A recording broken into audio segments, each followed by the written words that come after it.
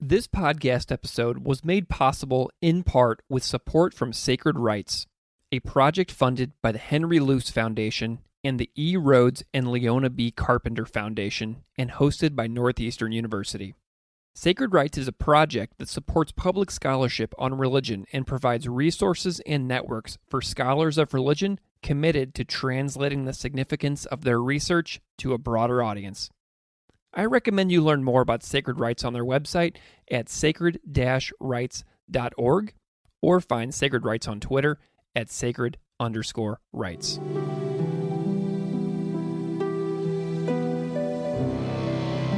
Welcome to Classical Ideas. This is Greg Soden. On this episode, I am delighted to welcome Dr. SueJeanne Koh. SueJeanne Koh is the Graduate Futures Program Director of the Humanities Center at the University of California, Irvine. She develops programming for humanities doctoral students focusing on professional development and diverse career pathways.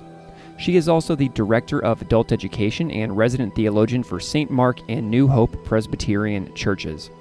She has written articles and book chapters on settler colonialism and theology, Asian American theology, as well as co-written a piece on contingent labor with Franklin Tanner Capps.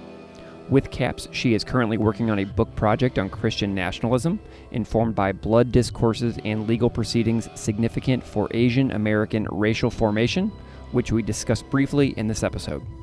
We also discuss her piece, Misreading Calvin, the question of world-making in the texts of settler colonialism and theology.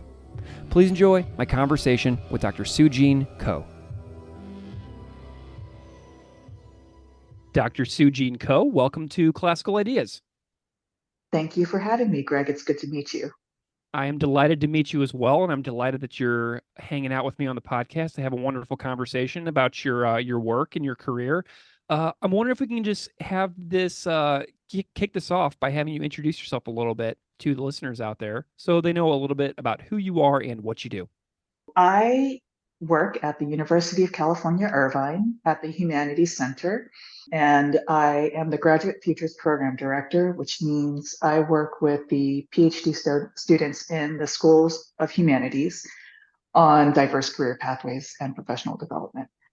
It's been really interesting. It's given me a different perspective on my own doctoral training and the systems of higher education. And so I've really enjoyed it. I've been at this job for the past 4 years.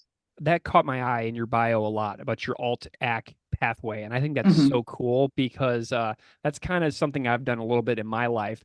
So actually, I do want to use this, your podcast, as an opportunity to say that alt-ac is a term that is slowly fading away. I think actually I sort of created a big Twitter storm a few years back. Yes. Because I said that, alt-ac is not really being used anymore. It's career diversity or career pathways. And I got the haters coming out and, telling, I started a whole storm. I didn't tweet frequently, but that was one of my highest engaged Twitter feeds. Anyway, so I love that. That's very spicy. I love the spiciness on the podcast. So bring it. I love it. Right. Yeah. So yeah, I guess we've been trying to shift away from that term just because it still very much brings up a plan B kind of approach to your doctoral education rather than thinking of your PhD training from the outset as an opportunity that might end up in a variety of different trajectories. So that's why we're sort of veering away from that kind of language. Tell me a little bit about how you got interested in your academic expertise fields first. To talk about how I got into my academic training.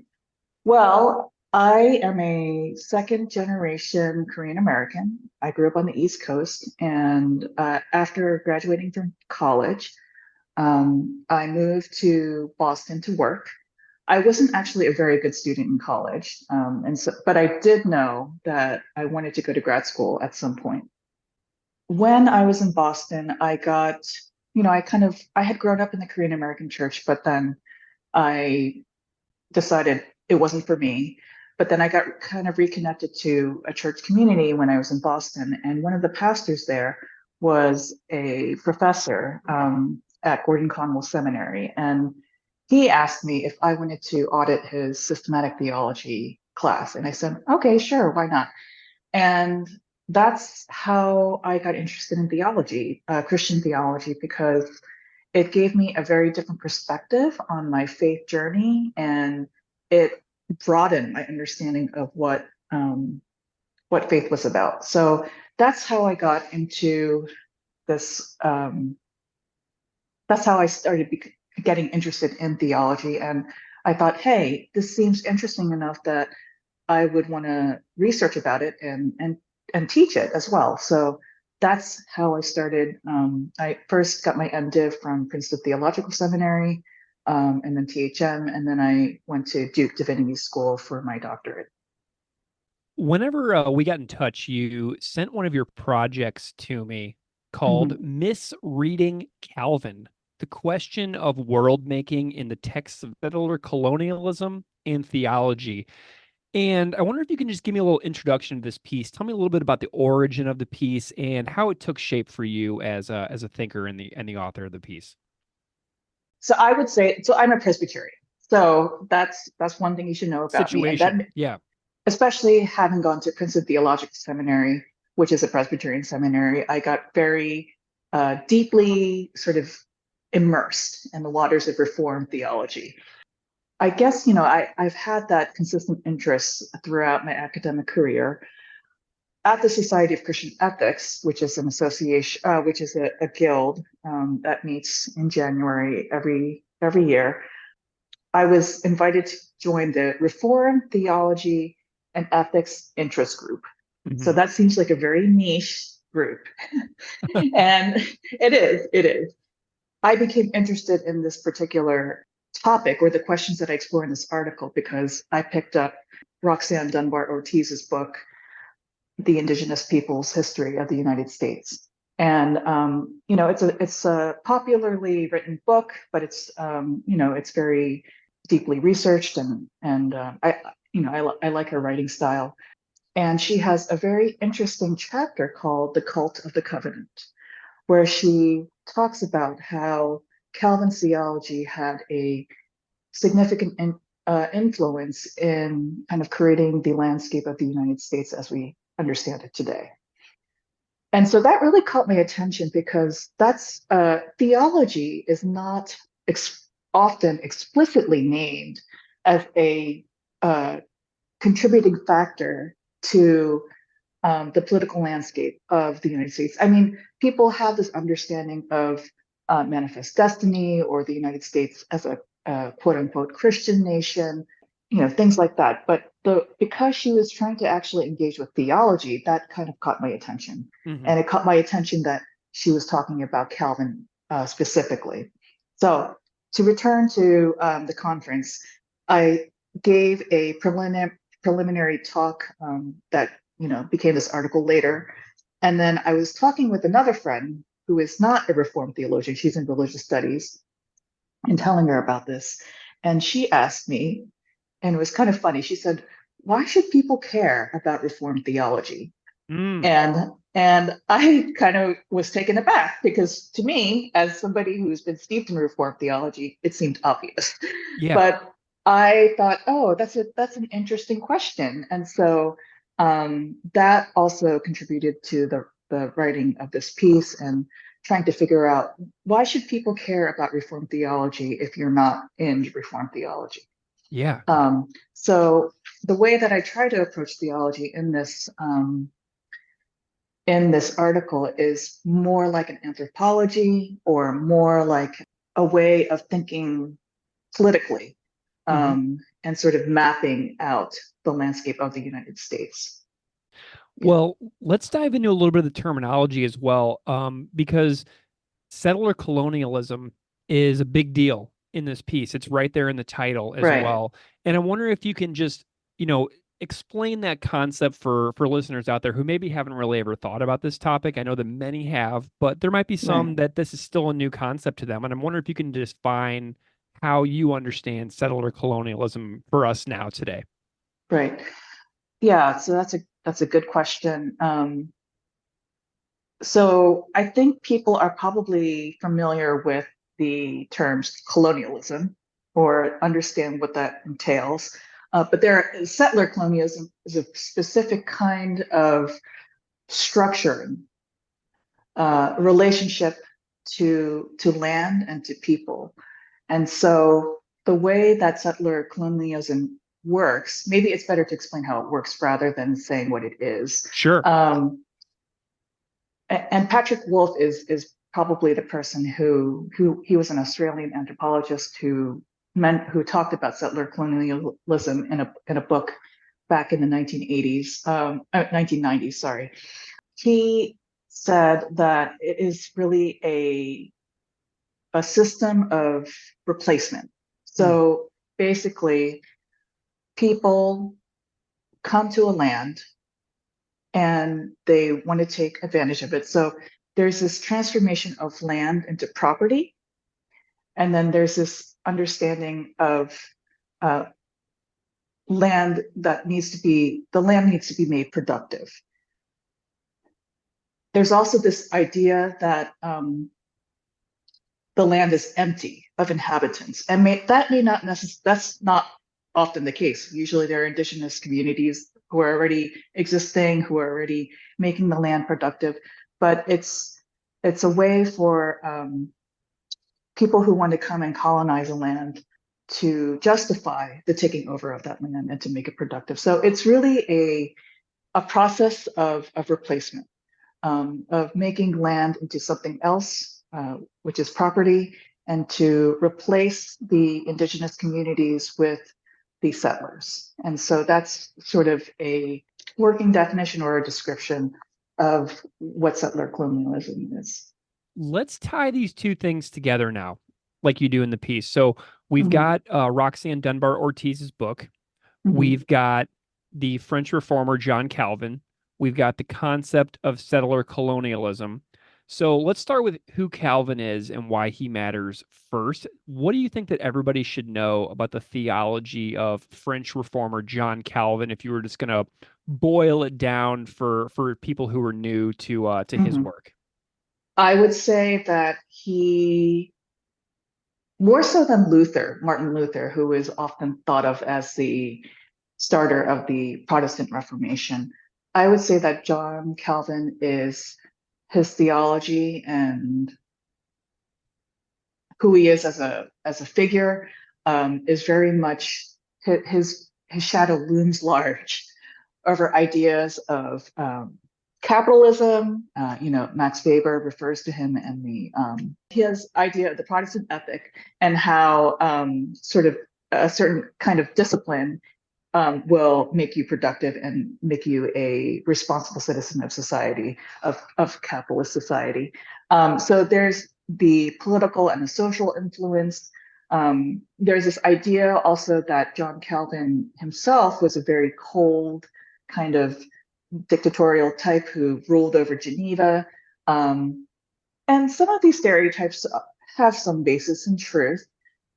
But the thing that I also tried to do in this article is to introduce a slightly different side of Calvin, somebody who was really trying to figure out the world that he was living in and how that world related to who he understood God to be. And so I think it's the institutes, his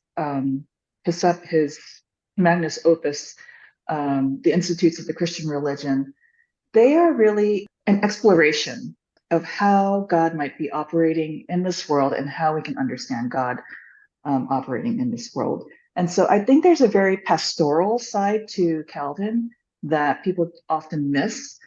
And that is something that I wanted to highlight in this article. Very cool. Tell me a little bit about how John Calvin fits with the concept of settler colonialism. Kind of weave those two things together for me. In Calvin's work, the doctrine of providence, which is this idea that God's power contains all of reality, all of material, all of immaterial reality, and cares for creation, is a very significant idea that appears in his theology. And I would say that in many ways, that theology has been distorted and used to political ends, to justify political sort of outcomes. And so we actually see some of that influence in South Africa. We see that influence in the United States. And Roxanne Dunbar makes a specific connection between the Ulster Scots who come over to the United States with their understanding of Calvin's theology to map out a settler colonial society. Tell me a little bit about a little bit more about just the misreading idea, Mm-hmm. right? Because I think that everybody today in 2024, whenever we look at these things that have been around for a long time, we put our modern stuff and our modern baggage on a lot of things. Tell me a little bit about just how you think about the concept of misreading old Mm-hmm. stuff from Mm-hmm. now. What does that Right. mean to you? Does that question resonate at all? Yeah, it does. So I would say that Dunbar Ortiz, it's interesting because she doesn't actually engage Calvin's work Mm, in her critique. She really relies on the work of one historian, Donald Atkinson, who does a comparative analysis of the modern state of Israel, of the Ulster Scots, and I think the United States, just to sort of map this understanding of how settler colonialism has similarities across the societies. He really turns to Calvin to flesh out that argument. So that's one thing that caught my attention. yeah. The fact that there was something right about her analysis, and yet there was something not quite so right about her analysis. And I wanted to understand whether that rightness or wrongness was significant enough to change her argument. And not only that, I would say that, well, obviously, her book is an indigenous people's history of the United States. And so she is really speaking from that perspective. But the Ulster Scots, the European immigrants, they are very static, bloodthirsty, genocidal people. That may be true. It's not to say that settler colonialism does not involve genocide. There is that dynamic that is taking place, but it takes place over time. And the reality is, I think, as somebody who is a reformed Christian or a reformed theologian, I know that it's not so black and white. You can be complicit in these systems of violence, and you can also be caring for your neighbor, creating a community of love and warmth, and so you can be completely devoted to God. And so it was on, I guess, on a personal note or an existential note, it was my way of trying to wrestle with the complexity of people while acknowledging that Reformed theology has contributed to these systems of violence. Yeah, it's complicated. I think about that kind of stuff all the time. What am I Mhm. complicit in that is in direct competition with the values that I feel as if I hold and espouse? Because all of us are walking contradictions in so many ways that I think about that kind of stuff all the time. It drives me bananas, to be perfectly honest Right, with you, how much I think right, about it. Let's shift gears a little bit because I know you also sure. have a book project in the works that I wanted you to be able to chat about. The book project is on Christian nationalism, informed by Mhm. blood discourses and legal proceedings, significant for Asian American racial formation. How is the book going? Tell me a little bit about this project and what readers can expect. So the book is still very much in nascent stages, Yeah. but the idea for the book actually arose from a response piece that a friend of a friend and I co-wrote together, Tenor Caps, and it's a theological reflection on the legal case of Wong Kim Ark, which was a case that came before the Supreme Court in 1899 to establish whether or not he could be a citizen of the United States. And it was our way of trying to pull out the theological implications of a legal proceeding. And we felt that approach was very fruitful. And so we would like to do a similar read of other significant cases in Asian American racial formation to understand how the legal and the theological tie together. So, we don't live in the same state. We both have busy lives, so we're still trying to flesh that out. But we're excited about it, and we're hoping that in the next year or so we'll make some progress on it. Okay, so let's get into public scholarship a little bit. Tell me a little bit about why you are doing the Sacred Rights Public Scholarship Cohort and what your view is on getting your work into the public sphere. I don't exactly. There's this feeling, I think. Well, it's partly informed by my work as a graduate futures program director, Mm-hmm.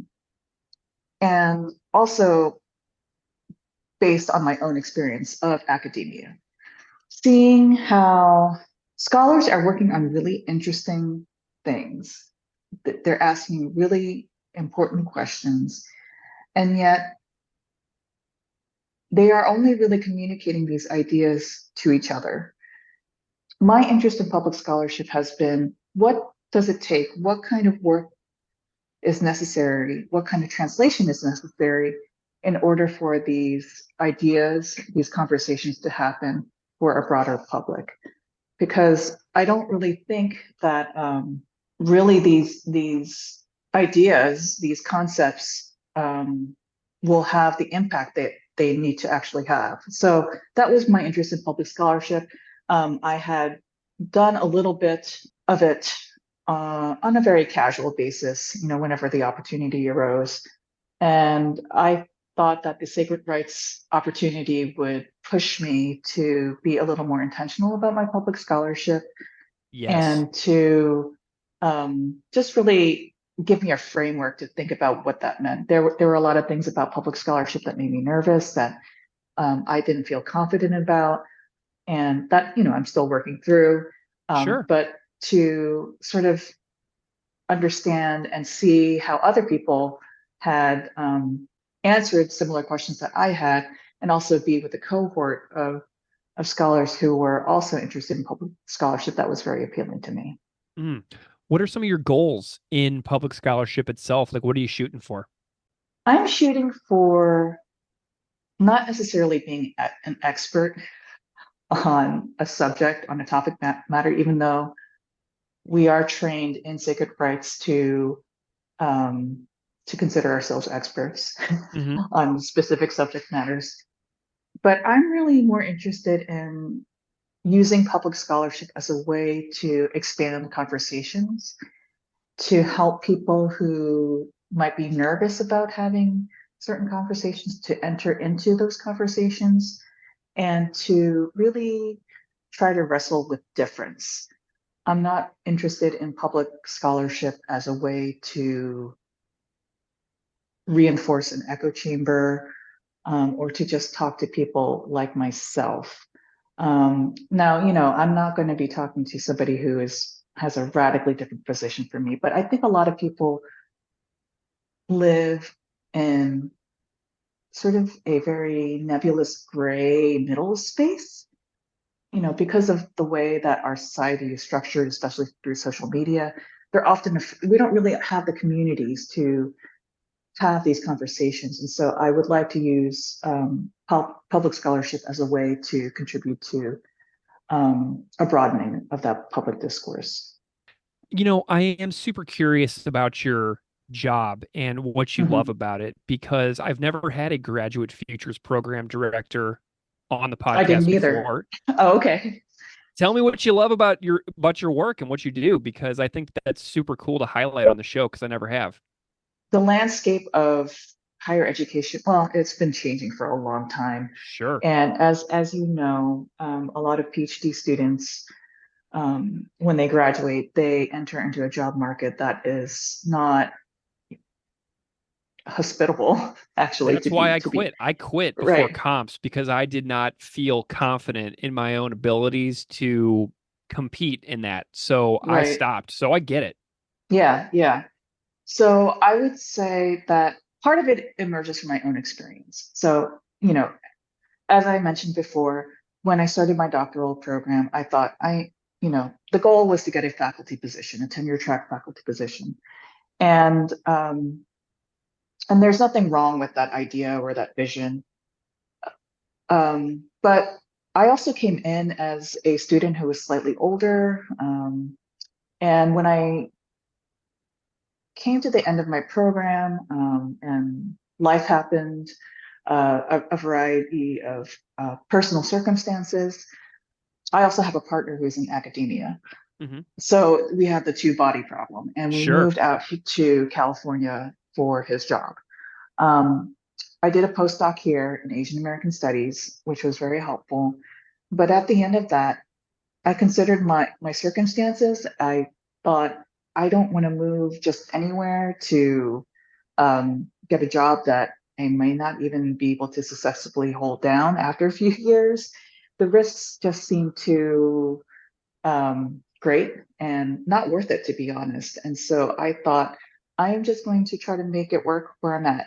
And so the Humanities Center created this position through help of the Mellon Foundation. So the Mellon Foundation has done a lot of has invested a lot in graduate education, and part of the job has been to run a summer internship program for the graduate students where they can get connected to cultural organizations or nonprofits and gain work experience that might be related to their research in some kind of adjacent or indirect fashion, or they might be connected with an altogether different kind of organization to just gain work experience. So that's one thing that I've done as part of my job. And the other program that I've also helped to run is to place humanities graduate students with faculty outside of the School of Humanities to work on cross-disciplinary projects. And so that is really a way for them to gain fluency in another discipline that is not related to their own. And to learn different methodologies, and that has also been very generative, I think, for the students. But those are the programmatic aspects of my job. The other, I think, harder and more nebulous and more slower part of my job is to actually try to figure out how to contribute to cultural shifts within the humanities to have students consider diverse career pathways, Mm. and to also have faculty do that too. And um, I think there are some faculty who are on board, and there are some who are not. And so that's been an interesting, challenging to navigate through, because very much the reality is when I talk to students at orientation, they're not going to be they're not there because they don't want to be faculty members. They want to be Mm. faculty members for the most part. I mean, some of them are just there because they're like, oh, I enjoy, reading and writing, and so this is kind of my Yeah. way to do that. Or they already bring other professional experiences to the program, and they say, hey, this is what I want to specifically do. But most students want to be a faculty member. And that is okay. That is fine. I really take a both and approach rather than an either or. But I really feel like the way that doctoral training is set up, it's an either or proposition, so that if you do not end up with the faculty position, you've somehow failed. And I've seen how damaging that thinking can be. I think of my job as a way to contribute to, or creating a different kind of discourse around graduate education. But I'm only one person. Hmm. It has to have that change has to happen on a number of different levels. But I think that the questions that I get to ask in my job are really interesting. Well, I'm delighted to hear about it. I think that that's really cool. I love thinking about all of the different career options that are available in higher education. Um, so thank you for telling me about it. It's really cool. And thank you for also for telling me about your work and Mhm. your really cool article, Misreading Calvin. I learned a lot by reading it and I appreciated hearing about it. Um, is there anywhere that you would suggest listeners follow along if they want to, follow along with like your works in progress or anything like that with what you got going on? That's a good question. So actually tomorrow I'm going to be working together with a friend. I'm putting together my website. So Sweet. I would say at some point, hopefully later in the fall, my website will be up. It'll just be my name, SueJeanneKoh.com. And that's where I'll have a list of my works. Fabulous. Well, Dr. SueJeanne Koh, thank you so much for coming on Classical Ideas and chatting with me about your work and your career. It's been a real pleasure. Thank you so much, Greg. I've enjoyed this.